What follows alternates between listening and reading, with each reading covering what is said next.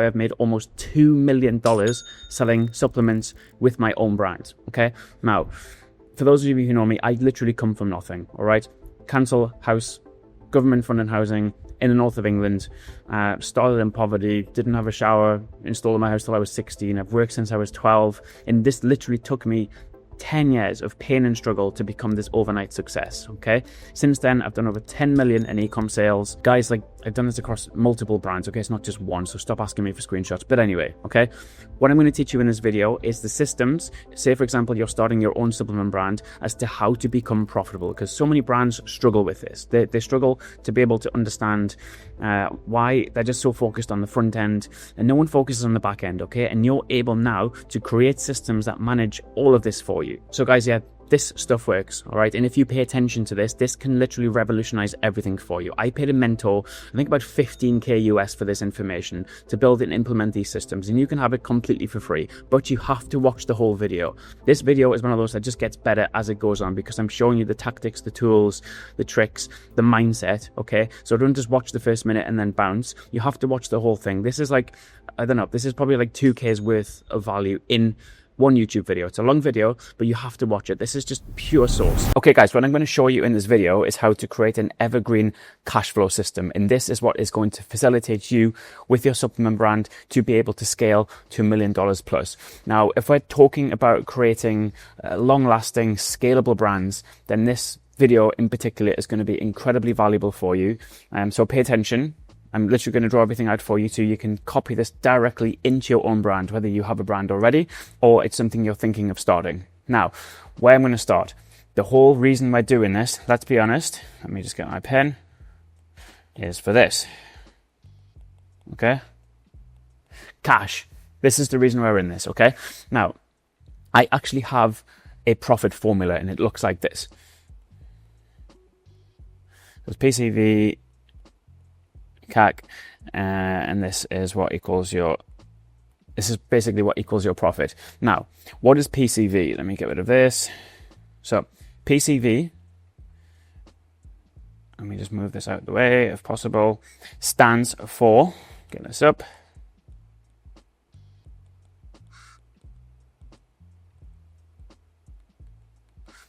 and if you can't read that, this stands for practical customer value. Now, the reason this is important is because this is how you're actually going to be able to understand exactly how much it costs you to acquire a customer.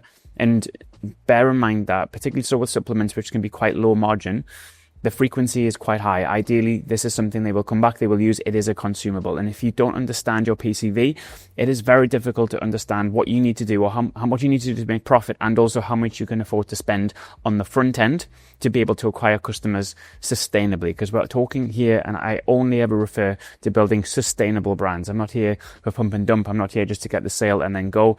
If you want to profit, if you want to do well with your supplement brand, you must retain customers. And this is going to be pretty much your Bible. Okay. So what PCV is, it's basically, so I'll write it down for you. So what it is, this is what it means. So you have LTV. So it's comprised of your LTV times your margin. LTV is lifetime customer value. Obviously, margin is what you make on the front end. And then you also have CAC, which is your customer spend. I'm going to break this down into spend. It's spend divided by traffic times your conversion rate. So these numbers are, we're going to get into them, so don't worry if you're getting a bit confused. We're going to get in and explain how all this works. But the reason that I keep coming back to this formula is to instill just how important the unit economics are. Like, for example, if you don't know your numbers, they will forever own you. You'll never scale. And now that we've optimized our front-end sales engine, for example, I'm talking about your infrastructure, if you have a high-converting store, the thing that you need to focus on now is maximizing this practical customer value. And ideally, we're looking within a 60 to 90-day time frame. Because, again, think about it. They'll buy, you have to factor in delivery, they have to use the product and get value from the product. Again, it's a consumable, so some might take your supplement every day, some might take it bi-weekly. But the thing is, it's gonna go down, and if they're getting value from it, if the product's doing what it promises to do, there's a high likelihood that they're going to come back. And this is what you are going to be very heavily reliant on when you're scaling your supplement brand. So always just linking everything back to whatever it is that you're selling. It must do what it says on the tin or the tub or the pouch, whatever. it has to deliver value, and ideally this is something that's perceivable as well to the consumer so they can objectify it. But again, if your product is good, brilliant. Kind of what's in your control is dialing up the whole customer experience, and this is communicating with your consumer, obsessing over them, getting to know them, educating them, just really building a relationship. Again, just get out of this dropshipper mindset of pump and dump, get a customer, never talk to them, don't learn anything about them, and just constantly on the acquisition train. Because guys, I'm telling you now, it is no fun. Just constantly acquire. Again, brilliant that you're acquiring customers, but if it's low margin, and you have to remember, you have to factor in your acquisition cost and also your operational overheads. And I'm going to say it's safe to assume that when you're running your e-com brand, you're probably going to want to take some sort of wage or salary out of this. So you're going to be wanting to run your overheads so you can live the lifestyle that you want. You must really focus on everything that is directly within your control. Because if you don't do this, it's impossible to scale. And what ends up happening is the business owns you. No fun. Again, I've been there. This is why I'm speaking from experience, and I don't want you to have to go through the same thing. So the principle here, if we maximize our PCV, we are literally automatically going to have enough ammunition, and by ammunition, I mean cash flow. Cash flow is everything. We're going to have enough cash flow to solve and scale like pretty much most of the problems encountered on the front end ad side of things, because we know ads can be complicated, it's nuanced, we're all essentially bitches to the algorithm as well, let's be honest. And a lot of the time, other than the creative or maybe the account setup, there's not a huge amount we can do to control, okay? Especially now where we're not doing any kind of detailed interest-based stack targeting. We are all at the mercy of where Meta or TikTok or Google, wherever they're placing it. Everything is automated now. So we must take the reins and control our controllables. This is what this is about. And obviously understanding your PCV and how much you can afford to acquire, not just on the front end, but looking at lifetime value. The principle is, if we maximize our PCV, we're literally going to have enough cash to do whatever we need to do in the business. And think about it. Once we're able to extract cash or more cash from each customer, now we're able to make profit. And just remember, most times, if you are in that pump and dump process and just focusing on the front end, like, we're paying only to get the customer into the brand. But once we have them in, the important thing, one of the most important things to do is to retain them. And this is what I call the eternal funnel. And that's what I want to show you to do in here. And it's just getting out of the mindset of being so focused on acquisition. All right. Like, you must nurture and take care of your customers to ensure that they're going to come back for more. Otherwise, it's very difficult. Again, I'm just speaking from personal experience. It's very difficult to profit on the front end, particularly so if your AOV is kind of below $50, all right? Because you're probably going to, even if you're a brilliant marketer, safe to assume your acquisition cost probably going to be between 20 and 30 bucks, okay? That gives you what, 20 bucks profit. Out of that, you have to reorder the product. You've got your OpEx, you know, you've got your product, basically got all everything else laid on top. So instead of you just having this 20 to work with, the 20 is after you've paid to get the customer. When they come back for product 2, all of a sudden now you have a 0 acquisition cost, because they already know, like, and trust you. They're buying from you already, okay? And again, just think about it. Once we have returning customers with no acquisition costs to their second purchase, we're going to have more cash for testing. We're going to have more money for scaling, more money to put into ad campaigns. We're better able to invest our own time, or we're able to outsource or delegate or get team members on. It's basically more money that stays in the business because you've already done the hard work of acquiring the customer on the front end. Okay. Again, it's all about understanding how we can improve. It's just optimizing. You have time now to put into optimizing your conversion rate, for example, more time and attention on your website, your key landing page elements. You can then split test pages, look at new strategies, play around with offers. And it's all just because you've solved for this one thing, which is your PCV. And what you'll find is once you're able to switch your attention from acquisition to retention, this is how you're able to play long-term games with business. Those who are solely focused on the front end on acquisition, I promise you, you're literally doomed to fail. Yeah, you're going to lose unless you have crazy high profit margins, or like, honestly, say if it's a single use product, which is fine. But even then, like, even if you have a single use product, there are ways to keep customers coming back. There's strategies for this. This doesn't necessarily only have to apply to supplement brands. Okay. So this is what we're going to talk about in this video. And what I call it is the eternal funnel. So what is the eternal funnel? I'll get to it, but let me just start with an example of what not to do, because again, most times once we know what not to do, by default, this now means we now know what to do, okay? But the thing is, don't learn through trial and error. Learn from experience. Learn from someone who is 1 or 2 steps ahead of you. And this is exactly what I'm doing with founders. If you want to work with me, link in the description. And we work directly, one-to-one, no success coaches, no courses, to actually build and scale your own supplement brand or your own e-com brand. Anyway, so I had a friend, and he had a product, but he drop shipped it worldwide. The product itself was kind of whatever you want to call semi-viral in nature, and he made probably like 100% of his sales through organic social media posts on TikTok and Instagram. And he rode this wave in for pretty much a year and a half, but then overnight he was doing 120k months. It fell to like 200 a day or like 100 a day from 120k a month. Okay, why? 2 problems. The first problem is he was completely dependent on the social media algorithm for reach. And this fails my commandments of control. A separate video for this, but it basically means that you're forever going to be dependent on someone else's systems for marketing. There's very little that's under your sphere of influence. And yes, there's ways this can work totally with an organic strategy, but I liken it to building your house on sand, if you want to use a biblical reference. The second thing, he has a huge customer list, all right? Massive customer list. I think there was something like 80 to 160,000 in there, but he did nothing with them. The product was inherently, by design, a single product buy, and it's not something that would expire or need to be repurchased. And the thing is, he did nothing to retain his customers. He had no strategic upsells, so you're missing out on AOV. He didn't invest any time or his profit back into R&D. He had no customer research to find out if there's any affinity or linked products that maybe they'd like to be upsold or purchased. And the thing is, he had absolutely 0 other channels with which to reach or nurture his customers. Like, I don't know, using even something like a Facebook group, just to build community, get everyone talking. Didn't do any email marketing, just passed the standard. Like, I think he had like a basic 1 or 2 email flows in the abandoned cart. And he ran 2 email campaigns a year just for sales. That was it. So his delivery rates, pretty much 0, open rates, probably less than like 3%. And it's such a shame because he had literally, I think it was 160k in this list, all right? This is people who are buying. So they already have high affinity. And if you bring something else different, that there's a high potential that it's just opportunity cost basically that he was missing out on. The problem is he did not nurture his audience. He pretty much fully focused on the acquisition side of things. He went so broad as well with his marketing that this is the other thing, there was very little correlation around exactly who his customer avatar was. And as you know, if everyone's your customer, no one's your customer. You go very broad, you pay a lot for reach.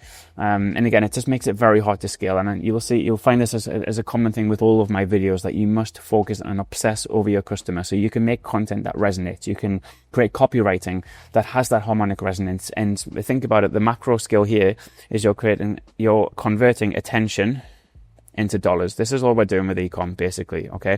And the means that you do this, the tools that you use are universal, and I don't think it's that difficult. If anything, it's never been easier. There's never been a better time to get into this and do it. But the thing is, building a brand around that type of product is incredibly difficult. Like, he didn't know who to target. His imagery or his copywriting was just so broad. Like, his targeting was just adults living in English speaking countries. And that again is like, it's way too broad. You must be able to niche down. Constantly on the hunt for new customers, always chasing his tail. And the worst thing about it is he didn't have a clue where his next sale was coming from. Totally random, in complete control of the TikTok or Instagram algorithm. The only variable he was actually able to control was paying UGC creators for content. That was it though. But again, very little value in terms of legacy. Because once it's posted, you couldn't even run ads on it. So I'm using this as an extreme case, but this is a mistake I see so many new brands making, particularly so when it comes to the way they design or market their products. And I don't want you to make the same mistake. I'll probably keep hammering this home, but you need to spend as much time, Shopify sale coming through, you need to spend as much time with your consumers or customers, even if it's just your early adopters, to learn more about them than they know about themselves. This is the key, all right? You need to know everything, literally everything, because if you don't know them, how on earth are you going to market to them? It's almost impossible. If you don't know their buying habits, you don't know their likes, their dislikes, how on earth are you ever going to be able to set up a predictable sales machine to capture and convert attention at scale? It's not. It's almost impossible. Like, it might be possible for a short time, but it's not sustainable. And this is what we are in the business of doing, is creating sustainable brands. All right. This is something that pays you repeatedly every month. This is something that has exit value as well. So it's not just you're in and out. This is a compounding asset, and this has potential to give you life-changing sums of money as well. This is the power of e-com. Okay, yes, it cash flows, but it's a very attractive proposition, especially if you have subscriptions built in and you have this eternal funnel. Because if we think about a potential buyer coming to acquire your brand, they're buying cash flow, they're buying customers who are happy. Yeah, they're buying data. They're buying something that plugs pretty much into their existing ecosystem, which they can just take the reins, and they know there's cash flow coming into this without them having to do any marketing on the front end. So it's really an attractive proposition. So yeah, my point is, you must focus on, like, the relationship for me with your consumers. Most, it starts on the first sale. For me, for most, it starts just on the ad. Okay, once they get the sale, that's it, gone. For me, the relationship starts once they buy. Okay, now we're going to nurture them. Now we're going to get to know them. Now we're going to encourage them and speak to them and understand how we can service them, how we can get them to come back for more. And like most things, this is all directly within our control. We can build strategies around this. And like supplement brands, they're competitive. The barrier to entry is relatively low, which is great if you're starting. But conversely, that means the competition it's so easy to copy. Okay, so if you do this and you ignore this is going to cost you so much time, effort, resource, time and attention. And as we know, time is our most valuable non-renewable asset.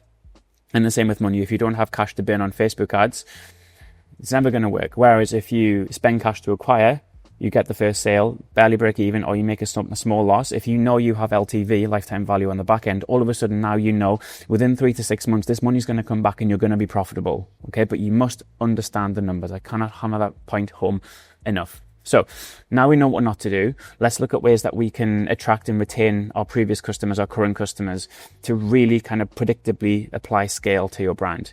And remember, like, what we're focused on here is LTV. This is everything. Lifetime value of each one of your customers.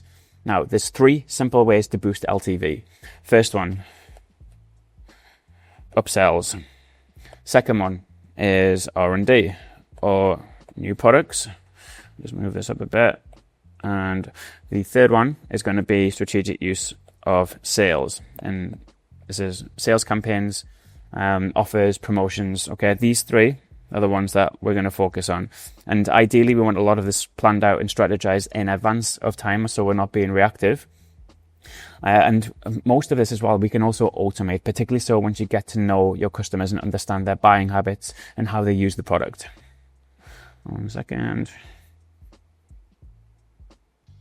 So let's look at how we nurture customers with your supplement brand or with your e-com brand, where I'm always trying to teach you to take a long-term approach when it comes to building a relationship with your consumers. So we take care of each and every person. We make them feel heard. Okay, we directly talk to them. Everyone who comes in contact with your brand, we treat them as an individual, not just as a number. This is so important. And if you're looking to create a strategic point of difference, if you're selling something more generic, this is something that's super simple. Anyone can do it, and it's already going to get you ahead of 90% of other brands who don't do this. If you want to create a brand, which I encourage you to do instead of getting into dropshipping, you need to leave a lasting impression that's going to be positive overall. Okay, we need to go above and beyond with our customers and literally turn them into advocates. And think about it, there is no better marketing, doesn't exist, than P2P. Okay, let me get this out. This essentially is everyone selling person to person, but if you can get customer to customer, okay, guess what? 0 acquisition cost. Yeah, you've got someone who is an advocate. They love the brand. They've had a good experience. The product is good. They've been in contact with you. They've had a problem and you've solved it swiftly. These are going to tell others. And generally, people with certain interests or problems hang around others with the same problems. Yeah, they're kind of attracted together. This is why a community is good, which you can start. But also the fact that if you're able to give this customer something that is life-changing, I don't mean life-changing in terms of change their life, but the product is good, but the experience with the brand, you've gone above and beyond to introduce yourself, to talk to them, to basically understand and feel like they're being heard. All right. And there's ways to do this in your email marketing. Like, this is going to change everything for you. And the second order consequences that are the higher potential for you to have word of mouth or referrals. This then increases your potential output from each one of your customers because they're going to tell others about your product for free, literally nothing. Okay. And obviously we can also scale the referrals by building in some automation software. I use Referral Candy, which has been quite good. But in an ideal world, each one of your customers is going to be screaming from the rooftops to everyone around them about how good your product is. Okay. How good their experience is. And the best way I know of to nurture strong bonds with your customers is through email marketing. And guys, the amount of people I see who sleep on email marketing, like, it's embarrassing. All right. It's so many brands and they're doing okay revenue as well. But the opportunity cost of not doing this is incredible. One hack I'm going to give you when it comes to crafting great customer experiences is having good customer service. Again, this is one of those low hanging fruits. I'm just going to write you in here, customer service. So many people just ignore their customers, or they don't reply to them, or they don't solve their problems. And I want to challenge you here. If you look at reviews from reputable companies, what you find is the people who leave reviews, yes, they've had a positive experience, but probably 8 times out of 10, something has gone wrong where they've had to interact with the brand that the brand then seamlessly put correct. Now they corrected, and this is why they then go on and leave a review.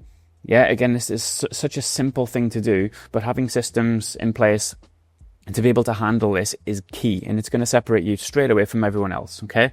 Like, for example, something went wrong, the brand put it right. This is literally how you get another competitive advantage in e-com. You can nail your customer journey. Literally, I'm talking again all about email marketing here and your flows and automation, and specifically I'm talking about your post-purchase flows, okay? If you're not doing this, the guys who have just focused on the front end, they're just going to burn out. But you're now going to have, such a competitive advantage. You're going to have a stronger reputation. You're going to have a stronger NPS. NPS for me stands for Net Promoter Score. So again, looking at how many stars you've got. You're going to have reams of customers who are ready to buy whatever you put out as well, because they trust you. And remember, people buy from people. It's about relationship building in everything, even the virtual sense. Okay. And the relationship with the customer, this starts on the first ad impression, but it needs to continue throughout the whole journey. Each and every digital or physical touch point needs to be mapped out with your consumer, and just don't sleep on this because it's so easy. It's so simple to do. Again, if you're looking for ways to scale or looking for ways to make more money, each and every touch point, it needs to be architected to ensure your customers getting value. This is the key thing. You're not just pushing sales or products on them like a commodity. Like, these are real people. They're not just numbers. I know it's easy for us as e-com owners just to see consumers as numbers or orders on the screen, but they're not. They're real people. Okay. So the other side of it is if we move away from supplements for a second, again, I'm not sure if you guys have this, but if you have a one-time purchase product, there's a different strategy for this, but you can still focus. There's still something you can do to build in. For example, let's say you're not selling a consumable, which obviously can be repurchased or needs to be replenished every month.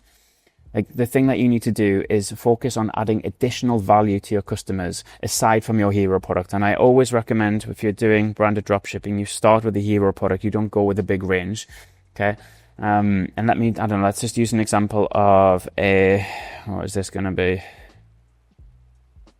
This is a massage gun, all right? So, massage gun, I know they were quite popular during COVID when they first came out, but inherently this is a single purchase item, okay? They don't need to buy one and then buy another one the next month.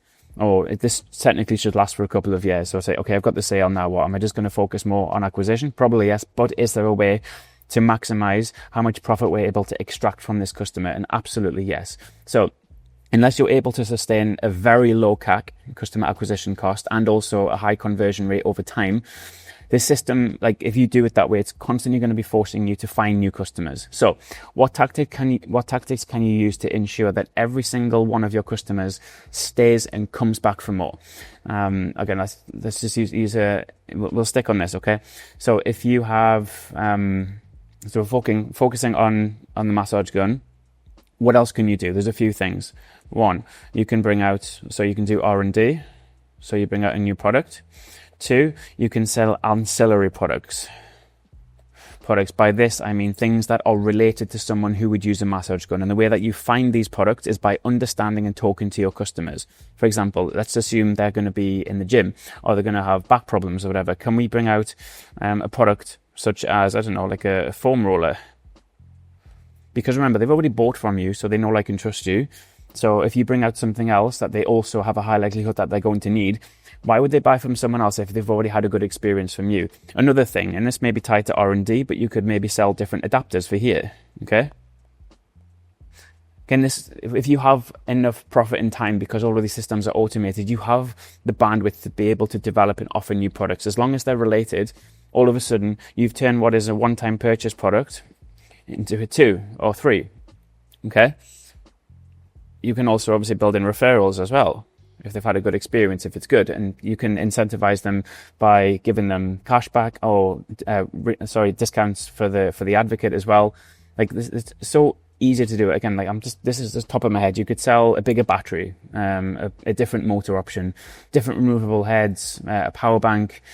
Or the ancillary products, you can sell like a gym ball, a foam roller, like you can run promotions. But the thing is, right, to understand all of this, don't use assumption, all right? Speak to your customers. I can't hammer this point home enough. Like, literally, speak to your supplier as well. What else are they selling? What are they developing? Do they understand the market more than you?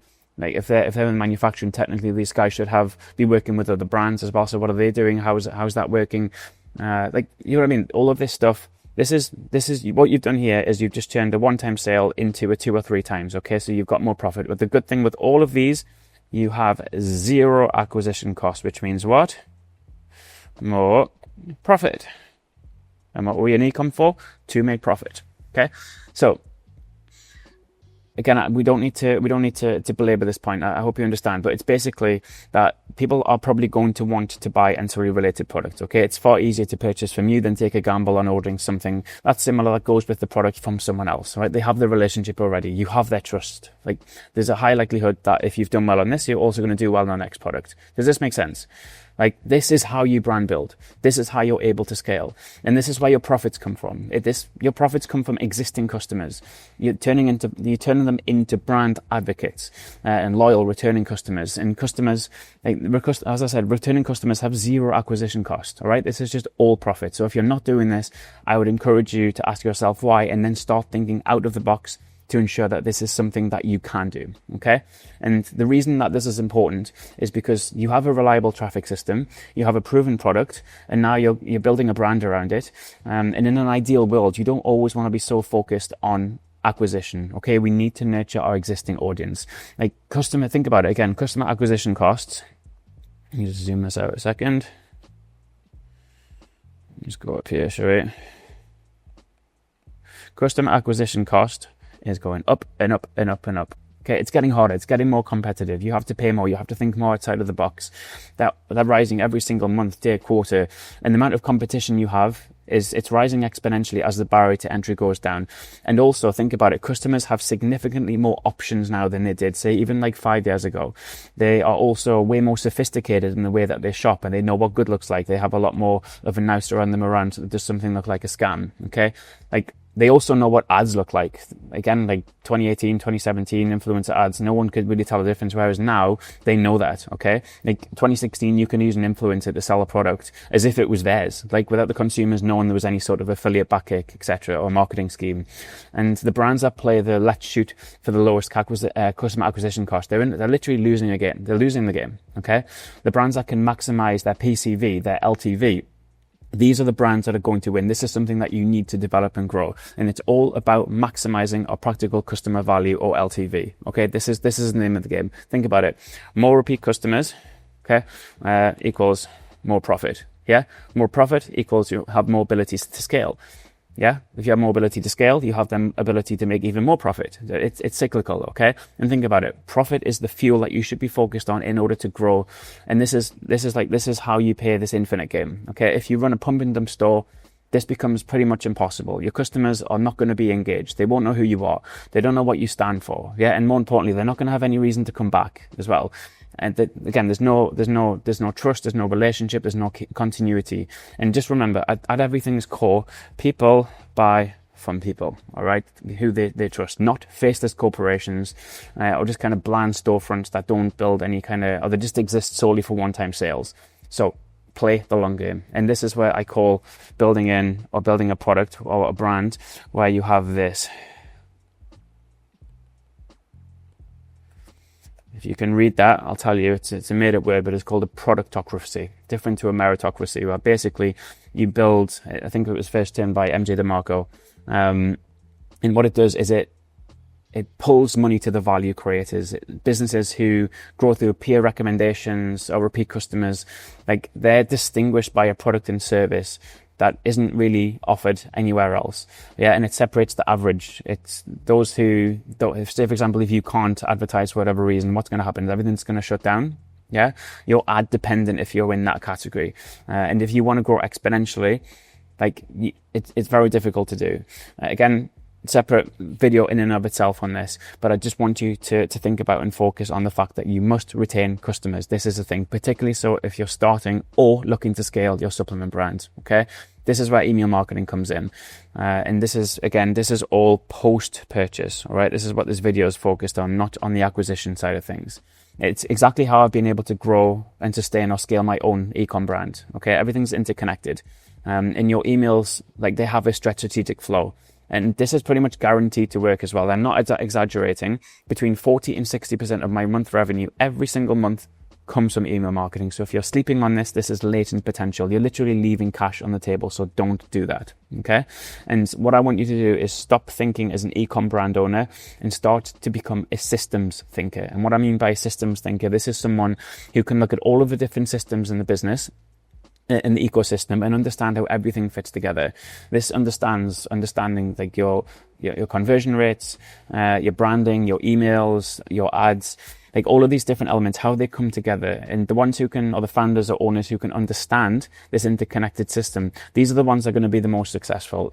Like, this is why, like, everything I do, I don't do a course or anything on Facebook marketing or email marketing. Like, everything needs to be optimized as a whole. It's one living, breathing monster, if you like, one system. Okay, one of the systems, yes, is important, but without the other, there's opportunity cost, there's latent potential, you're leaving cash on the table, and you're just not going to be able to get the results that you want from your business. So in your head, I want you to think of and see your ecom business as one big interconnected thing. Okay, literally everything fits in here. Okay, and this is your profit engine. If for whatever reason this isn't here, let me get rid of this. If this isn't here, if you miss that one, if you miss this one, like, you have a broken system. Okay, you might get some results, but it's not going to be sustainable. And remember, the name of the game that we're in is building a sustainable, scalable brand. This is it. Okay, and if you want three things that I see, and the three, like, top mistakes I see ecom brand owners make, it's the fact that they have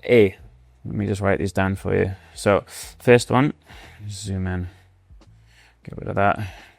Okay, so they have an over-reliance. Let's zoom in a bit on this. Okay, so one, you're probably going to have an over-reliance on acquisition. Okay, problem. Like, a brand that is solely dependent on constantly pulling in new customers, you're going to suffer in the long term to make it sustainable. And I'm not saying that customer acquisition isn't important. Of course it is. But if this is just so focused, you're almost guaranteed to run into trouble. Particularly so, even if you have high margins as well, it's just very hard to scale if you don't have profits to reinvest into growth. And let me see if I can help you visualize this. So your actual funnel, do you think of like a normal funnel here? Okay, so let's say an ad, product page, purchase, and that's it. Okay, let me make it even simpler for you. It's an inverted funnel, basically. Okay, so this is pre-purchase, and this is all dollars as well, and this is post-purchase. Okay, so you make cash here and you make cash here. All right, so when they're going down this funnel, it doesn't just stop here. It continues. This is what this is for, okay? And you're making money pretty much every step of the way. And it's a funnel that's pretty much equally split in terms of time, focus, and attention on the post-purchase as it is on the pre-purchase, all right? This is how you build a brand. And this is basically, Shopify sale coming through, this is how you're going to be able to attract and retain customers, and not just, you can literally, like, it's not just most people on the acquisition side of things, their only method or mode of doing it is just running a sale, which again devalues your brand. Yeah, it's not good. Okay, fine for Black Friday, but it removes the exclusivity around your product and on your brand. Okay, and the mindset switch I want you to get into is that you're now thinking about what can you do to maximize your practical customer value, not just from a profit standing, but also from like a brand building perspective as well. The more a customer engages with your product or your service, the deeper the bond they develop. Yeah, and this is obviously all putting back into your ability to build something that is a saleable asset. Okay, so yeah, we'll go back to this if you want. Where are we? I was losing his way. Right, the second one, if I can move this around. Okay, let's just stick it here, shall we? All right, second one, we talked about potentially running flash sales. These just have to be strategic. Don't do this all the time. Do it, I don't know, once or twice a year if possible. Like it's a tricky one to get right, but it can bring in an obscene amount of cash if you get it. So, but you have to have a strategy for it. Yeah, don't just keep running sales every week, because guess what? Those who buy, they're just going to wait for a sale. You attract the wrong type of customers. And if you want my learnings from it, the customers who pay the least complain the most every time. It's like a universal law. It's so frustrating. So if you attract the wrong type of customers, you're not going to be profitable or make as much profit. You devalue the brand, but also you get the customers who are going to be paying. You get the Karens, right? No one wants Karens. Okay, so just be super strategic with them.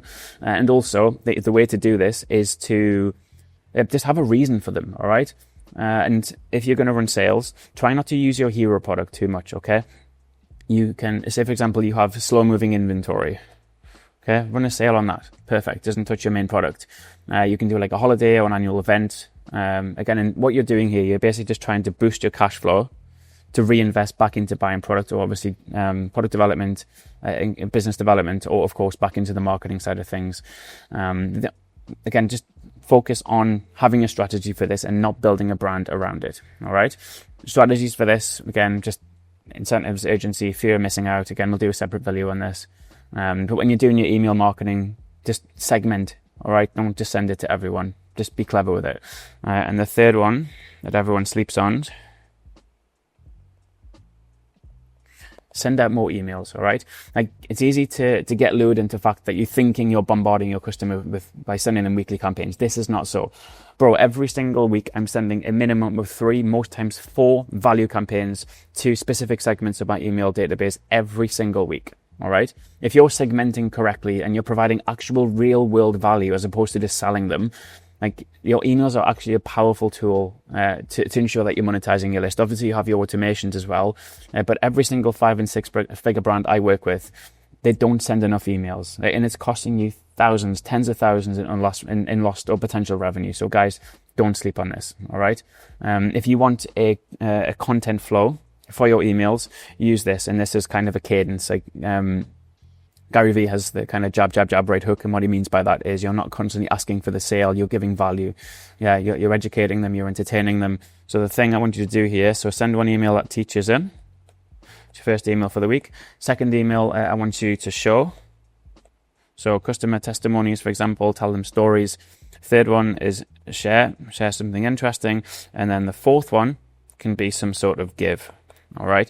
Follow that cadence, or just make sure that they're moving around, but always lead with value, because if not, that no one's going to open. They're not getting anything for it. They don't just getting bombarded with sales. So think outside of the box. And if you're stuck and you're struggling, the easiest thing to do, get in the email architecture or ecosystem of your biggest competitors and look what they're doing. How are they doing? Because remember, success leaves clues. All right. So yeah, we'll do a separate video on email marketing, but just to summarize the whole video, what I'm seeing is people are so dependent on the algorithm.